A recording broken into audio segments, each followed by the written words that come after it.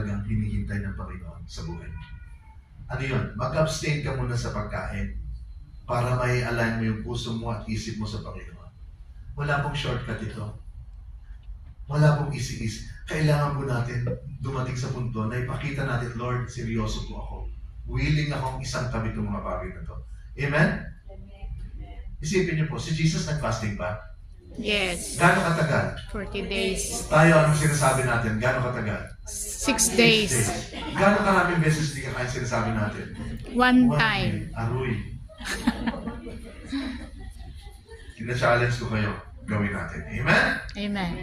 Yung alignment po is where you are in proper position because nag-a-agree tayo with God.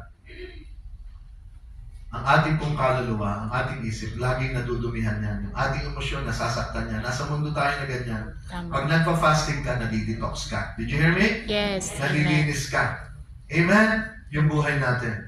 Kapatid, gawin nating regular time yung fasting at habit sa buhay natin. Lagi tayong mag-agree, lagi tayong mag-align para maranasan natin yung assignment natin para sa Panginoon.